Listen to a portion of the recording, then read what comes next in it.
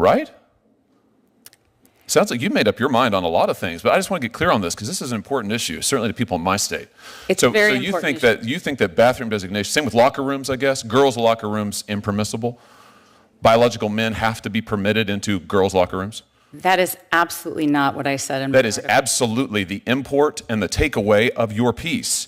You suggest at least 3 different constitutional problems with any gender-based laws, including specifically bathroom laws. You write about it. Hey everyone, welcome back to Next Gen. Today we're diving into a fiery exchange from a Senate Judiciary Committee hearing. Senator Josh Hawley challenged Judge Wise, a Biden nominee, over some pretty controversial views on gender laws. Trust me, you're going to want to stick around for this. And hey, if you haven't already, hit that subscribe button to stay updated on all things politics. All right, let's get into it. So, it started with Senator Hawley asking Judge Wise about their views on biological distinctions between male and female. Hawley pulled up a 2017 article where Judge Wise suggested there's no clear-cut difference between men and women. Hawley wasn't having any of it. So, as I understand it, you don't think that there really is any clear-cut distinction between male and female as biological categories. Is that correct? That is not correct. That's what you wrote. Sorry, that is not correct. Well, that's what you wrote. Look, I'm reading your article, your Time Magazine article. Just to be clear, you wrote this while you were a sitting judge, 2017? You were on the bench? That is correct, after a case I had. Right. So, interesting choice to be writing opinion pieces about your cases, but in any event, you say that controversial pieces of legislation enacted in the last 2 decades rely on a clear-cut interpretation of sex, what I just asked you, but you say that that's wrong. In fact, gender is an intricate continuum and not 2 tidy boxes. That's what you say. So have you changed your opinion? You just gave me a different answer. I believe that generally speaking, there are 2 sexes, male and female, that are designated by a doctor at birth, and that applies to the vast majority of people. But that laws that are based on that distinction are impermissible. That's what you say in this article. Is that correct? That's still your view? That is not what I say. Really? You say that if there is, for instance, a law that requires a distinction between male and female in bathrooms, that the judges cannot apply that law with any consistency, can't apply it consistent with equal protection. There are no, what is it? It's virtually impossible for judges to consistently apply a law that permits or prohibits conduct based on whether someone is a man or a woman. So all bathroom laws that require biological sex, that designate bathrooms based on biological sex, are impermissible? That is not the position that I took in the article. That's what it says. It's impossible for judges to consistently apply a law that permits or prohibits conduct based on whether someone is a man or a woman. And you specifically cite bathroom laws as an example of this. In fact, you criticize the then Trump administration's designation of gender-based bathrooms. Right? Sounds like you made up your mind on a lot of things, but I just want to get clear on this because this is an important issue, certainly to people in my state. It's a very important issue. You think that bathroom designation, same with locker rooms, I guess, girls' locker rooms impermissible? Biological men have to be permitted into girls' locker rooms? That is absolutely not what I said in my article. That is absolutely the import and the takeaway of your piece. You suggest at least 3 different constitutional problems with any gender-based laws, including specifically bathroom laws. You write about it.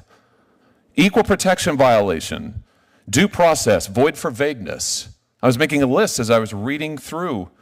You say that our biological variability means that a 2-bathroom, even 2-sex-based approach is inadequate. Judges cannot apply it. So if Title IX is interpreted to protect women's sports, biological women playing sports with other biological women, it's unconstitutional? Senator. That's a yes or no? I was referring to the 5 babies born a day that doctors have challenges. No, you wrote an article that is extremely broad that pronounces on a range of issues and pronounces quite definitively. What's this comment at the end of your article about the fact that judges must see the world through a secular lens, and when legislators blur the lines of church and state to enact laws that permit or prohibit conduct based on biological gender as only male or female, they place an impossible burden on the judiciary. What's that mean? That distinctions between male and female are a violation of church and state? Judges have to be able to administer these laws if the direction, and I have to tell you, I work really hard to get it right, to do exactly what Congress tells me to do and the legislature tells me to do. And as a result, if a doctor finds it difficult to identify at the moment of birth for certain children. Is a law that distinguishes between male and female a violation of church and state? You say when legislators blur the lines of church and state and enact laws that permit or prohibit conduct based on biological gender as only male and female, they place an impossible burden on the judiciary. So this is a First Amendment violation? If what you are telling judges is that in order I'm not telling you anything. I'm reading you your comments, and I am asking you if you are still committed to these, and it sounds like you are. I have to tell you, I think these positions are insane. I think the idea that laws based on the distinction between male and female are a violation of church and state is insane. Totally insane. I think the idea that laws that would say women's locker rooms are protected from biological men, that those are impermissible, that's insane. But that's what you say in this article. You're going to have to recuse yourself in a lot of cases, aren't you? Will you recuse in every case involving biological sex, if you are confirmed?